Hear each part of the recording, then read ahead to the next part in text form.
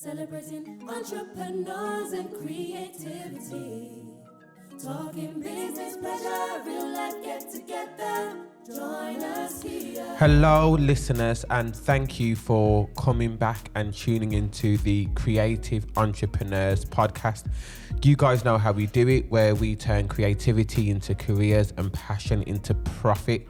I'm super excited today to be joined by the one and only Sean Costley from Route 36. Now, for those of you who do not know Route 36, they are the amazing team behind this podcast. So those graphics that you see, the amazing sound, you know, that sound that's making me sound all lovely and sexy and everything. Yeah, that's Route 36. That's producing that sound and everything that you see with this podcast. And honestly, this podcast would not have happened without this amazing team. So too kind. Of course, Sean, welcome. I'm glad that you've joined us. Thank you for having me. It's been an honour to take part in it so far. To come on and talk to you today, I'm looking forward to it. See what we can, what gems we can give, and hopefully give out some information that's going to help people ultimately. Good, and that's what we want. So Sean, talk to me around what you do. So Good I know question. a lot of people would just see kind of maybe like graphic designer or whatever, but I know that and just being here, there's so much more. Absolutely. So talk to me about what you do. No, yeah, it's a really good place to start. So Route 36 is it's a combination of really talented people. I know that might sound a little bit cliche, but that's what it is. And our speciality is in the marketing sector. So we deliver deliverables from right across the creative spectrum and into the operational activation side of marketing. So what that actually sounds like in reality is, on the creative side of things, that could be anything from brand design, right from concept right the way through to delivery. So, 2D graphic design, 3D design in terms of like, retail, shopping centres, window displays, that sort of thing, right the way through to videography, animation, motion graphics, and then right the way through content creation into what I'd call the distribution side of creativity. So paid spend management on social media, the management of social media channels for small and large companies, right the way through to like the analytics side of things, and the creation of websites and the monitoring and tracking of performance across websites. So it's a little bit of a mouthful, but we operate essentially right the way across the full creative spectrum in terms of the relevant services that you can get from us and that people need to operate or create businesses in 2021 essentially.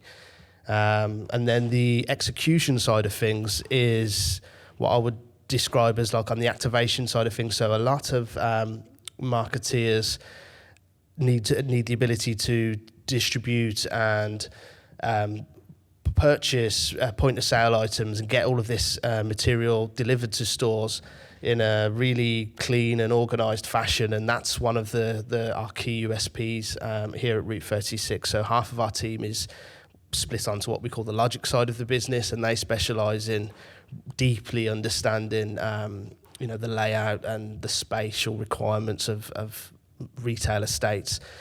We've developed software that enables marketing teams and creatives to distribute that set of information in a way that nobody else has so far. So yeah, a little bit of a mouthful, but Wow. but there's a lot that we do, from what you've Wow. said. But best place to start is probably check out our website and have a look at the different services that we do.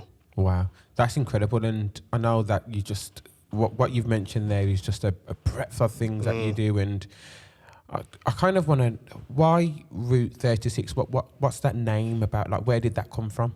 Really good question. So myself and the two co-founders of Route 36, we've been friends since since like 10 years old kind of thing. And we went to school together, went to college, uni, all of that, and we worked with each other for about 10-15 years also. So we've known, our foundation goes way back. And when we started, or we decided to come up with a new business, we was a little bit lost as to what to call it, and we was thinking of different it felt like a little bit of a way out of the situation that we was in. So we was thinking different route destinations, and just different people may have heard different stories on this in terms of where we got the Route 36 names. But anyone who really, really knows us at Route 36 will know where it's from. So one of our friends, Jimmy Davis, who used to play for Manchester United when he was younger, he tragically passed away in a car accident when he was 21, and he used to wear the number 36 on his shirt. That's what number he was. So that number's obviously really special to us. Like, a lot of our friends have got the number tattooed on them, and it's really, really special guy, and special to us still to this day. And we wanted to kind of honour his legacy and kind of in our own way and kind of carry that name on a bit. Obviously everyone thinks of Route 36 and they think Route 66, but we wanted to honour that name and honour that number and keep it going. Yeah, that's magical. Wow, respect. I love that. So you mentioned that you started with 2 other co-founders. So I've got a couple of questions for that. Okay. So number 1, are those co-founders still in the business? Absolutely, yeah. Great. And number 2, how important is it to go into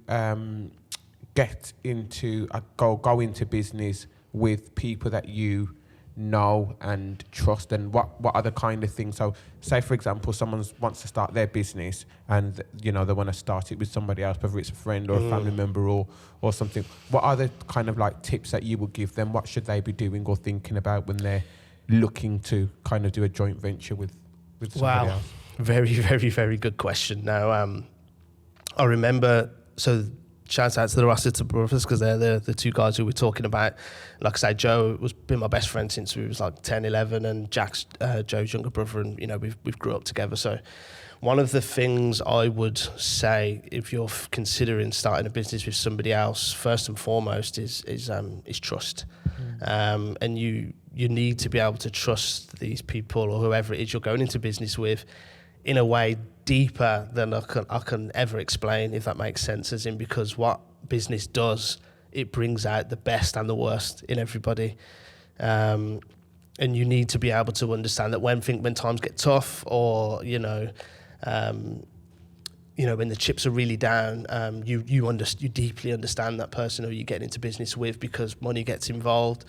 There's lots of things that can fracture a relationship. So yeah, you ultimately have to trust the people you get into business with. And I think what really helped us was, one, the fact that we kind of knew each other's characters deeply before work. So as friends, and people can say it's obviously dangerous to get into business with friends, but we also had experience actually working together as well. So we knew, for example, we knew each other's strengths in work and out of work, if that makes sense. So I think we was kind of blessed a bit in that way, to be perfectly honest, because we had a bit of a chance to actually work alongside with each other for like 10 years. So we really got to see each other's strengths and weaknesses in the work environment as well as kind of externally. So yeah, absolutely trust the people who you're getting into business with. And crucially as well, I think, obviously this will depend on what type of business you're going to create, but trying to ensure you've got skill sets that complement each other, and also skill sets that kind of overlap each other a little bit is what I would advise, simply because as you grow and as you scale, what helped us was the fact that the 3 of us we could all kind of do the core services that we offered when we started, but we all kind of had our own kind of unique strengths also that enabled us to grow other areas of the business. But if one of us was to get ill or somebody else needed to fill in a certain role, we could have quite easily, because we was all capable of doing the same thing as well as some different things. So I think that was a really good help for us, and yeah, that's something I'd advise as well, trying to mix the skill sets and overlap where you can. Good. Love that.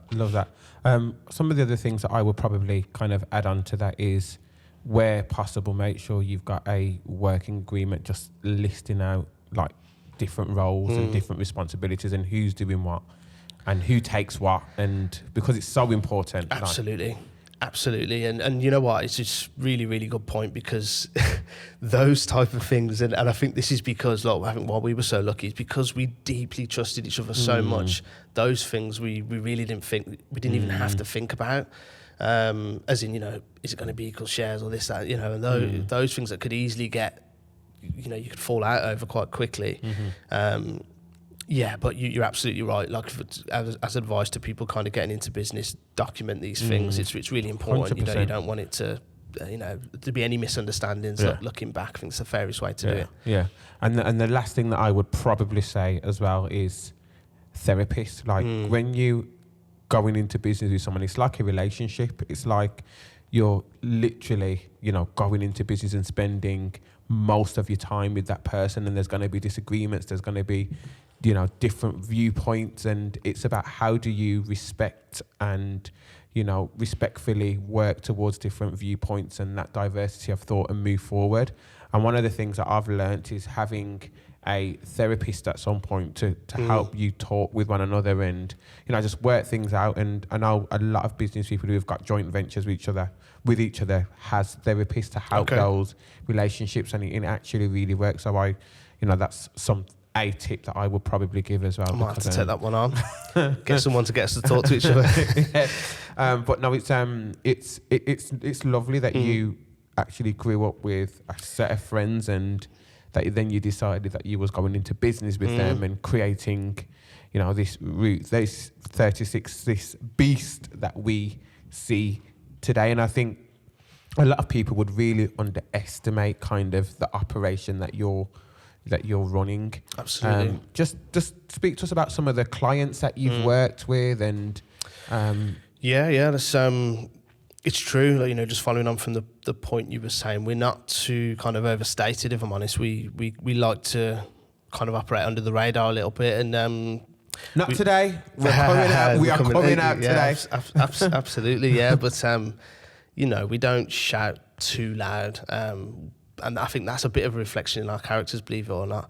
But yeah, we kind of do what we do, and we do it really well. And people who know us know we do it really well. But the next sort of 3-4 years, I guess, plan, and in terms of where we're heading, it's more about getting out and telling more people and growing kind of outside of where we currently are. But in terms of the answer to your question regards clients, we're really, really fortunate to work with some, sort of major clients across the UK and Europe and, worldwide really. And I think that's come from the experience that we had before we even started Route 36. So, we worked to really senior positions in our previous roles, previous companies before we started Route 36. So when we started, a lot of our peers are now like, senior directors and, MDs and, owners and senior stakeholders within companies within our industry. So, and we earned the respect of these people. So when we started on our own, it enabled us to kind of platform at quite a senior level. So we was able to go in and service clients like, so right now we work with people like JD Sports. We work with companies like HH Global. We work with Asda. We work with Primark. Wow. Co-op. Lots of different companies. Wilkinson's, Jumbo in Europe. We're having conversations with companies in Australia. We work with companies in Bangladesh, people like ZXY International. Companies in America, all over now. It's pretty extensive, really. Yeah, exciting that is. And some big brands, and it's exciting stuff. Absolutely. It's it is a little bit mind blowing, to be honest. As in, we've only been going sort of 4 years. We're just entering our 5th year. So to be, privileged enough to be servicing these clients at this stage, it's something we don't, we don't take for granted. We know it's hard work that's got us to this point. Nothing's been gifted, if that makes sense. It's been hard work to get to this point. Yeah, absolutely. But yeah, it's an opportunity we're blessed enough to have, and we're looking forward to keeping it going and seeing where it can go from here. Yeah, amazing. I absolutely love that. I think it's incredible. So, what challenges have you faced along the way? And I know obviously running a business is difficult, and often we get presented with lots of challenges as business owners, and 2020 was a massive challenge for many businesses, and I know some businesses just couldn't operate, and other businesses excelled and Absolutely. used it as an opportunity. But I just want to, probably a two-part question. So the first question, what challenges have you had in your five years of operation? And then the second question, which is like the second part to it, is, did COVID impact you, and or for the worse or for the better? Okay. So challenges, I think the key challenges were going through the various growth stages. And what I mean by that is, so when we first started, there was 3 of us. And essentially what we did was, contract work, consult, freelance, whatever you want to call it. We was doing that for about 12 months, 18 months. And so on day one, we had a vision of what Route 36 was going to be, but we knew on day one it was probably going to take us 3-4 years to get there. Like the Rossiters, as people were the meticulous planners, and fortunately, a lot of that's rubbed off on me. But yeah, so I know it. I know, yeah. So we knew where we wanted to get to really early, but we knew we had to kind of tread a certain path. So one of the first challenges was creating funds. So like we're completely independent. We've got no backers. We know we haven't come from wealth in terms of our background, if that makes sense. As in, we all saved up a small amount of money. Wow. To basically, if it didn't work out, so we could pay our bills for sort of 5-6 months. That was the plan. That was the financial plan, if you see what I mean, as in me, Jack and Joe. So we gave ourselves a 6-month chance, if that makes sense. We need to make it pay within 6 months. And so we started, so that was the initial challenge, just to literally get it off the ground, and then trust our gut and trust our instinct that we could make it work. And then the initial challenge was then creating capacity in terms of financial capacity to grow. And what I mean by that is, as in, we could have, I'm sure, for a long time kind of continued to offer our services on a freelance or consultancy basis and earn a lot of money and paid ourselves really, really well. Because of the previous experience that we'd managed to build up, but we knew that would only ever be us three doing something. We wanted to be able to grow the business to a point where it's more than just us three. So the first challenge was creating that financial capacity, and what that essentially looks like is don't spend any money, save every penny you've got, work in coffee shops, work in libraries, wherever you can get free, whatever, take the opportunity to do that. And that was tough for the first sort of 12, 18 months. But that's what we did. So we did that, kind of saved every penny. And then the next challenge then became growth. So, okay, we need offices, we need a place to harvest a team and create culture and pass on to the next level, if that makes sense. So it was then recruiting the team, it was growing those services. So we moved from like a transition business into like a creative offering as well. That's when we introduced those services, and creating the team to deliver those services. That was obviously a challenge. And then I think kind of going through those various stages threw up its own challenges. So that kind of took us up to towards the end of 2019, and we grew from, say, 3 people to about 11 people, I think, by the end of 2019. Wow. So that growth was in about 12 months, because the first 18 months was just the 3 of us saving money, if that makes sense. So then COVID hit, which... Just before we answer the COVID question, there was something in there that you kind of mentioned initially, which was the first 18 months you guys saved up, you kind of living on the breadline, as it were, and sacrificed and just knew that you had to make this venture work. I know that there's a lot of entrepreneurs out there thinking about making that plunge or making that step, but may have some commitment. So at that stage, did you have commitments in terms of maybe, I don't know, partner, children, house? Like, what was your status at that stage, and what was you thinking when you... Really good question. So one of the things, getting that financial stability and getting you all onto a level playing field kind of thing, super important. And again, those guys are meticulous planners. And what we said was, so before we even started the business, we said, what is the minimum amount of money that we could survive on? Wow. So, and we knew that had to be equal across the board. So it couldn't be that person can survive on this, but that person can survive on that. And we said, what's the minimum amount of money that we can all survive on? And, you know, I think Joe had 2 children at the time. I think Jack might have had a child on the way. I haven't got no children. But we worked out a number that what it was, and it was much lower than the money that we was earning at the time. So we said, okay, so if we can earn that amount of money, that will pay the bills, that will keep the lights on, that will, you know, buy the kids something at Christmas, you know, the real basics. But we went in on that, and I remember Jack, for example, like buying, you know, like 6 months worth of like glue roll and toothpaste and stuff, you know, but buying things in bulk to get a cost saving. So we really looked at it.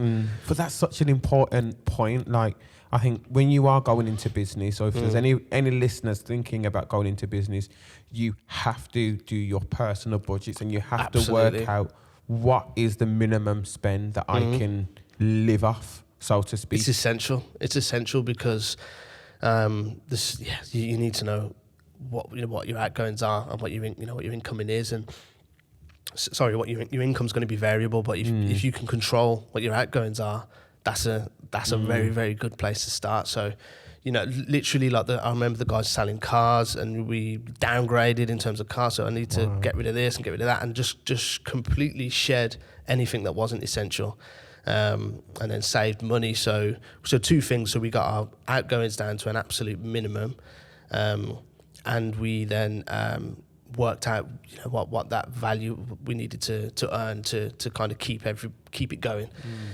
So once we was at that point, we kind of knew our targets then. So the variable was then how much money can you make, how much money can you generate, because we know what the costs are, what the base costs are. So yeah, from that point, I lost my train of thought. What was the original question? I forgot what the question was now. No, I was just we was just talking about kind of budgeting initially and making sure that you've got enough funds and working out your outgoings and incomings. But I think you more than, you know, answered that question, and it's such a good point. And I think everybody should note that down. You know, before you even think about going into business, write down your personal budget spend and how much you can live off. But fast forward to 2020, and COVID hits, and the world for many industries, particularly the creative industries, kind of falls to its knees and stops. And those that survived or thrived are those kind of or those organisations that were occupying the online space or, you know, supporting others. How did COVID impact you, and what did you do to pivot? Because, you know, you've just before COVID or during COVID, you grew from 3 to 15? Correct, yeah. So something happened. So talk to me about that. Yeah, good point. So in terms of how did it affect us? So we had grew from 3 to 15, and the numbers were split pretty evenly down the middle in terms of the 2 sides of the business. So down the logic and the creative sides of the business. Now, thank God we did what we did in terms of strategy, and we moved, we grew the logic side of the business from essentially people paying for me, Joe, Jack, you know, Ollie's time to go and sit in someone's head office and operate, to offering software as a service. In terms, we kind of migrated a lot of those skills out of our head into software that people can pay for as a service. And that was a decision that was made, you know, quite a while back, but, you know, leading up towards 2020. And the reason I say that is because, so as 2020 came in was when we was first starting to, we got to early traction. So Post Office are one of the early adopters of the raw software platform. And that was sort of back end of 2019. And then it kind of grew from there, different clients kind of picking up the software platform, which generated income for us. And it generated income for us in a way that didn't mean we needed to be sat in someone's office, which was obviously, you know, super crucial from a COVID situation. And also on that side of the business, what it also did, as in COVID then coming in, it forced marketeers and every business in the world to sharpen their pencil and get control of budgets, and everybody isn't, even more so than they ever have been. And everyone's trying to save money, but even that's been intensified by COVID. So if there is a way that you can save money in your marketing spend, people are looking for it. And what the Raw platform does is it does exactly that. It takes time and money out of the operational side and out of the kind of purchasing side of marketing accounts. So, you know, companies that are spending millions on point of sale, they can save significant amount of money with, this sounds like a shameless plug, but it's the truth, and it really can.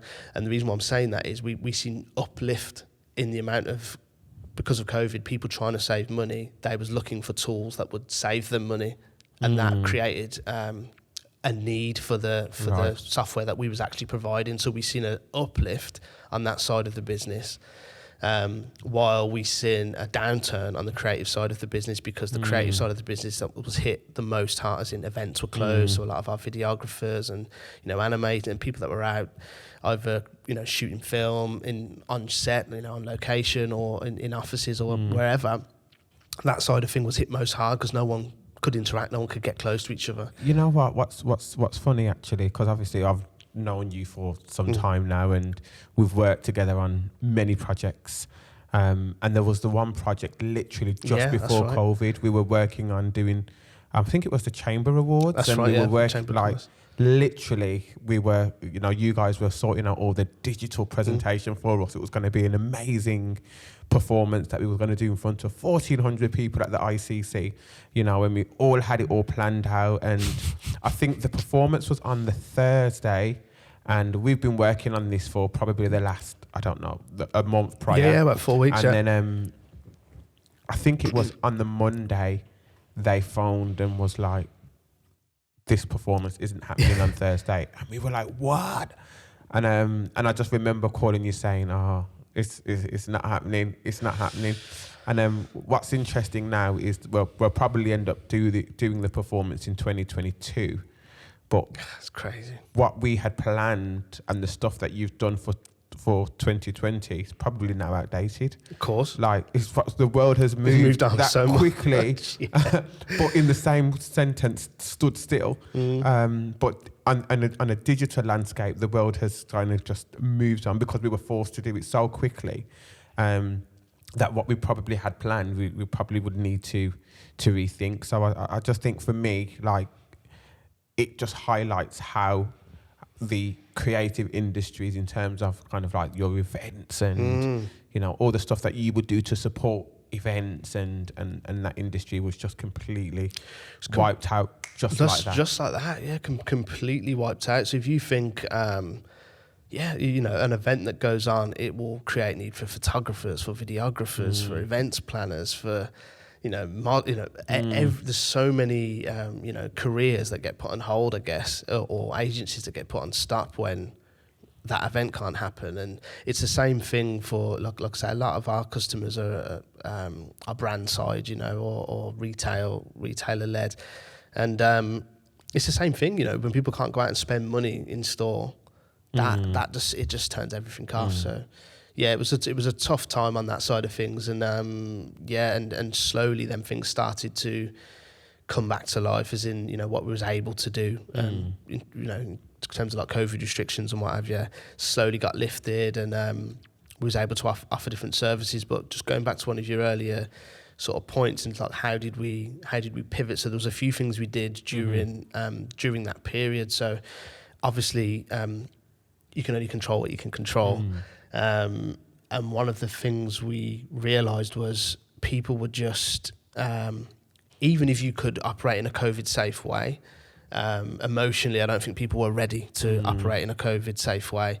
And as in people coming into their environment or coming into, you know, their space and shooting or doing different things. So we did this. We thought, okay, well, if we can't go on location, if we can't go out to video, why don't we use the skills, the know-how that we've got to one of the other services that were popping off during COVID. So podcasts were going through the roof. You know, podcasts have been on the rise for a long time, but I think they got amplified because people needed content, people needed something to listen to during COVID. So we pivoted in that respect, and, you know, we didn't do podcasts before that. So we said, okay, well, let's combine all of those skills that we've got and get creative with it and try and come up with another solution that keeps people in a job and keeps the lights on, so to speak. So yeah, we invested in a little bit of equipment that we didn't have, but a little bit.